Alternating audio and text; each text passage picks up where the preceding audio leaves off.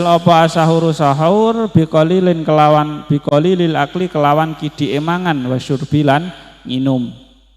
Kesunahan puasa yang kedua itu adalah mengakhirkan waktu sahur. Mengakhirkan waktu sahur. Jadi dengan catatan malam ya kok fisakin ketika seseorang itu tidak ragu. Iki wis ijik sahur apa wis masuk waktu subuh. Ijik sahur. Jadi ketika kita ragu-ragu hendaknya ya ojo mepet-mepet nemen. Tapi ketika kita sudah tahu betul bahwa ini masih waktu sahur dan akhirnya mungkin 5 menit lagi, yaitu dipakai di akhirnya itu, maka nanti kita akan mendapatkan kesunahan berpuasa. Dan sahur itu bisa hasil kesunahan, jadi ketika kita sahur di waktu akhir itu kita dapat meskipun dengan makan yang sedikit, wasyurbi ataupun dengan minum yang sedikit, jadi gitu. Apa itu? Jadi catatan untuk menyegerakan berbuka sama mengakhirkan sahur itu adalah ketika kita tahu atau yakin betul bahwa itu sudah masuk waktu maghrib ataupun itu belum masuk waktu sahur, belum masuk waktu subuh. Tapi ketika kita masih ragu-ragu, ya hendaknya ketika kita berbuka ya rodok ngenteni sedelut maghribe tenanan. Ketika sudah agak gelap gitu lagi berbuka.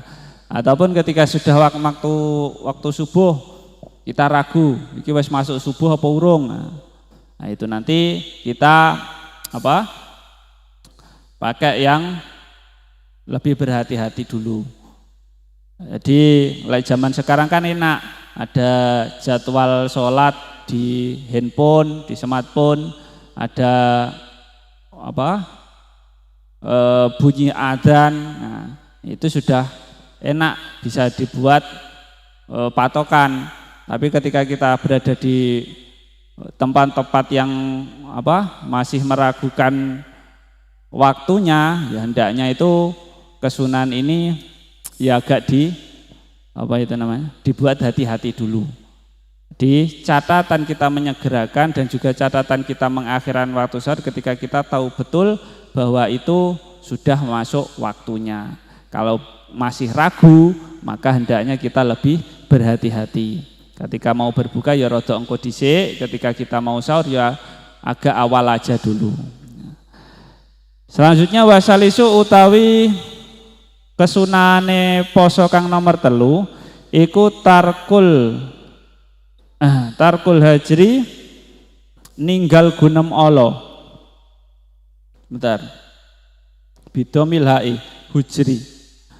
Iku tarkul hujri ninggal gunem Allah. Al-fahsi tegese Allah minal kalami saking guneman al-fahisi kang Allah. Fayasunu mongko ngreksa sapa asaimu wong kang poso lisanahu ing lisane saim anil kadbi saking goroh wal ghibati lan ngrasani wa nahwi dzalika lan sepadane mengkono-mengkono ghibah kasatmi kaya misuh. Nah, jadi kesunahan puasa yang nomor 3 itu adalah meninggalkan berbicara buruk. Meninggalkan berbicara buruk. Maka seorang yang berpuasa itu hendaknya menjaga lisannya dari bohong dan juga ghibah, ngerasani ataupun membicarakan keburukan orang lain itu. Dan juga yang lain seperti halnya misuh-misuh, seperti halnya berkata-kata kotor, lah itu dihindari karena itu merupakan salah satu hal yang kesunahan berpuasa. Ya meskipun kita semisal kayak di keadaan puasa kok sering berbohong, membicarakan orang lain ataupun misuh-misuh di siang hari, puasa kita tidak batal. Tapi kalau dilihat dari segi ganjaran itu mengurangi pahala orang yang berpuasa. Makanya agar puasa kita dengan pahala yang utuh, hendaknya kita itu menghindari dari hal-hal yang dianjurkan tadi. Menghindari berbicara kotor, membicarakan orang lain dan juga berbohong. Itu merupakan kesunahan berpuasa. Wa insyatamahu lan lamun misui sapa ing shaim, wa insyatamahu lamun misui ing shaim sapa ahadun wong suwiji falyakul mongko becik ngucap sapa shaim marataini kelawan rong ambalan au salasan utawa kelawan telung ambalan ngucap inni shaimun ini teman setuhune ingsun iku shaimun wong kang poso. Dan apabila kita itu dipisui ataupun bahasanya apa bahasa Indonesia nih dikata-katai. Kan kalau normalnya orang dikata-katai hawanya pengen bales. Apa jenenge? Refleksnya seseorang itu ingin balas. Tapi dijaga.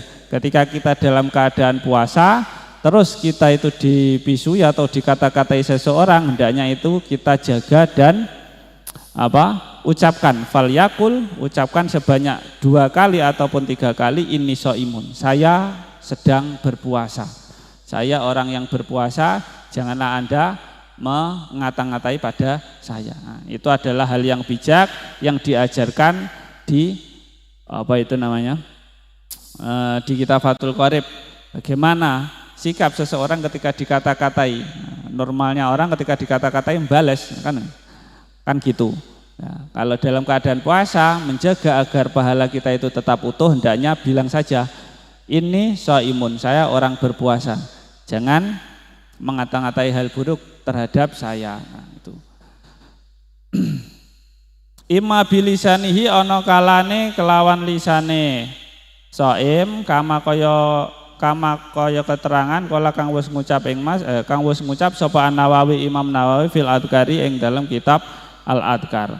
Au biqalbihi utawa kelawan atine shaim kama kaya keterangan naqalahu kang wis nukil ing mas sapa Rafi'i Imam Rafi'i anil a'immati saking pira-pira imam.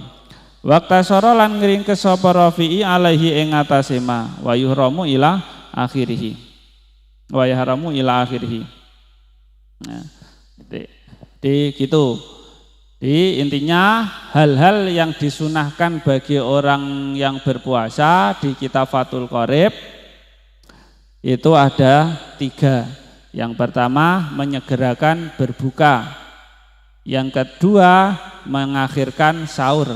Yang ketiga meninggalkan berkata buruk, entah itu bohong, membicarakan keburukan orang lain ataupun mengata-ngatai orang lain. Cara bahasa Jawanya adalah misuh-misuh. Nah, gitu. Itu dihindari agar pahala kita itu lebih utuh dan lebih bermakna. Apakah berarti kalau di luar puasa itu nanti kita boleh berkata-kata? Ya enggak boleh, tetap. Tapi itu nanti hubungannya adalah pada pahala kita berpuasa. Nah, jadi dijaga. Ya memang sulit, apalagi kalau orang yang lapar dikata-katai kan tambah muncak-muncak. Makanya ganjarane orang yang berpuasa itu besar. Ketika kita bisa menahan hal-hal yang buruk-buruk seperti hal tersebut. Bon, dari sini tentang hal yang membatalkan puasa ataupun kesunahan puasa ada yang ditanyakan, saya buka. Kalau belum ada bisa disiapkan lagi, saya lanjutkan juga bisa. Silakan. Ada yang bertanya? Ya, monggo. Silakan bertanya. Mbak siapa?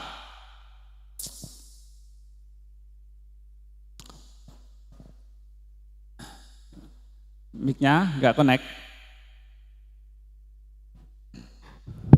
Assalamualaikum warahmatullahi wabarakatuh. Waalaikumsalam warahmatullahi wabarakatuh. Nama saya Vika dari Kediri, mau bertanya. Ya. Apa hukum puasa bagi orang yang sudah sangat tua? Hukum puasa bagi orang yang sudah sangat tua. Jadi, terima kasih. Pertanyaan dari kakak magang yang dari Kediri. Apa hukumnya berpuasa bagi orang yang sangat tua? Jadi tetap, hukum itu tetap tidak bisa berubah kecuali dengan kondisi-kondisi tertentu. Hukum puasa Ramadan itu tetap wajib.